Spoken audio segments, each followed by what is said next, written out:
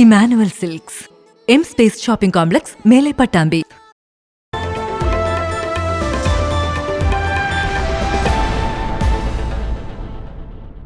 വഴിതെറ്റി വന്ന ട്രെയിലർ തിരിക്കുന്നതിനിടെ റോഡിൽ കുടുങ്ങി. 1 മണിക്കൂറിലധികം ഗതാഗതം തടസ്സപ്പെട്ടു. മുണ്ടൂർ തൂത സംസ്ഥാന പാതയിൽ കുളക്കാടാണ് സംഭവം.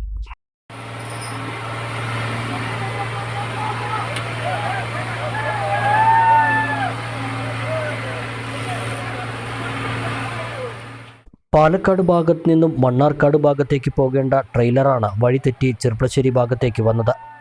കുളക്കാട് ഷാപ്പുംപടിയിലെത്തിയതോടെയാണ് വഴിതെറ്റിയ കാര്യം ഡ്രൈവർ മനസ്സിലാക്കിയത്.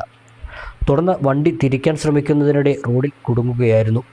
ഇതോടെ ഗതാഗതം തടസ്സപ്പെട്ടു. തിങ്കളാഴ്ച രാവിലെ 8 മണിയോടെയായിരുന്നു സംഭവം. ഡ്രൈവർ ഏറെ നേരം പരിശ്രമിച്ചിട്ടും വണ്ടി തിരിക്കാനും മാറ്റാനും കഴിഞ്ഞില്ല. ഇതോടെ രാവിലെ ജോലിക്കിറങ്ങിയവരും വിദ്യാർത്ഥികളുമെല്ലാം വഴിയിൽ കുടുങ്ങി.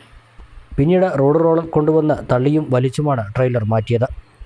അപ്പോഴേക്കും സമയം 9:15 കഴിഞ്ഞിരുന്നു. വാഹനങ്ങളുടെ നീണ്ട നിരയും റോഡിൽ രൂപപ്പെട്ടു.